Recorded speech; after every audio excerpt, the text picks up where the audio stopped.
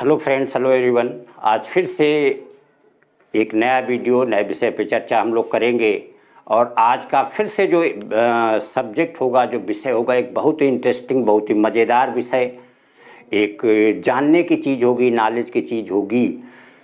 तो वो सब्जेक्ट होगा आज का। तो वीडियो शुरू करें उससे पहले बता दें कि जिन लोगों ने सब्सक्राइब नहीं किया हुआ है, आप लोग सब्सक्राइब कर लीजिए, जिससे ऐसे ही इंटरेस्टिंग मोटिवेटेड वीडियो, एक लाइफ से रिलेटेड, एजुकेशन से रिलेटेड वीडियोज़ जो हैं वो आप लोगों को मिलते रहें।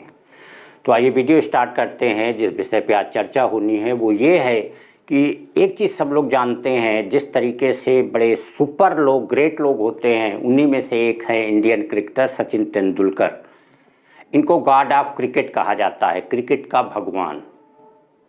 देखिए, ऐसे भी आप देखते हैं, गॉड ऑफ क्रिकेट कहने का मतलब क्या होता है, जैसे भगवान की चर्चा करें, सीधे हमारे गॉड होते हैं।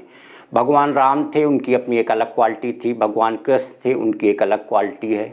और जो पावर ऑफ नेचर, जिनको पूरा ब्रह्मांड ही जिनकी दुनिया है, जो हमारे ब्रह्मा विष्णु महेश माने जाते हैं, उनके भी वर्क हम सभी लोग जानते हैं कि अलग अलग हैं। शिव जी का एक अलग रोल माना जाता है, विष्णु जी का अलग रोल माना जाता है, ब्रह्मा जी का अलग रोल माना जाता है।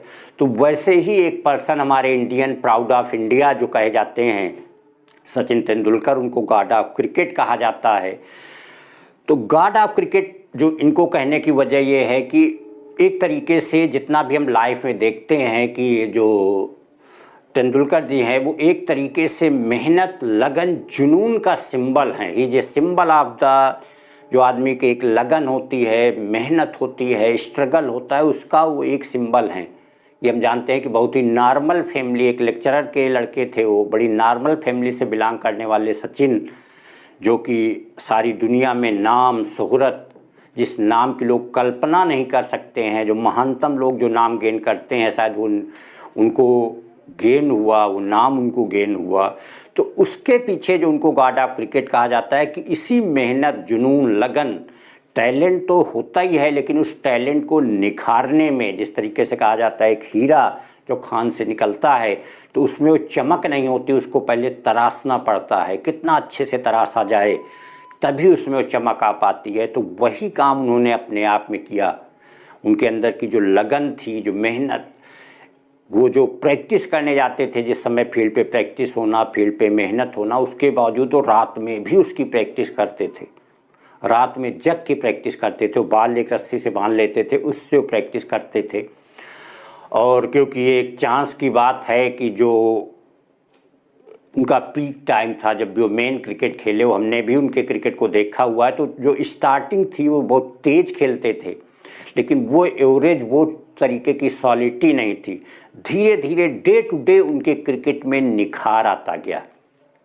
उनके विषय की एक बात बताएं कि करीब 1998 में उनको एक अनुबंध मिला हुआ था वर्टेल से, वो 1 अरब का था। और 1 अरब सोच सकते हैं, 1998 का मतलब होता है आज से करीब 23-24 साल पहले। 1 अरब आज के टाइम में 20-25 अरब के बराबर होंगे। तो पूरा वर्ल्ड हिल गया था और लोगों का कहना था कि इतना पैसा पाके कहीं सचिन अपने गेम से बहक न जाएं। और उसके बाद उनके गेम में और निखार आ गया और सॉलिडिटी आ गई।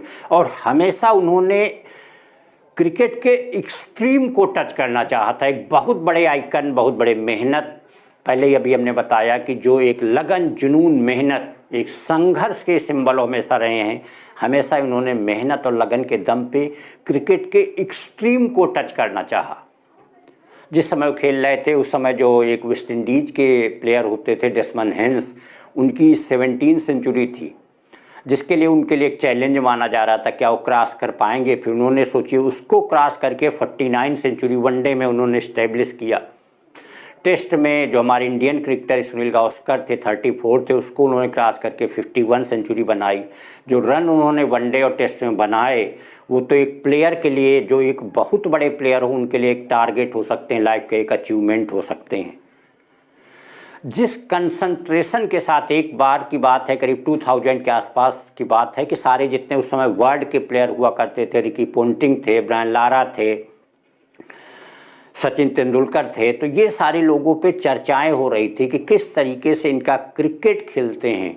तो उन सब के कंपेयर में देखा गया कि जिस लगन, जिस कंसंट्रेशन के साथ सचिन गेम खेलते हैं, ऐसा कंसंट्रेशन, लगन एक भगवान के ही पास वर्क हो सकती है।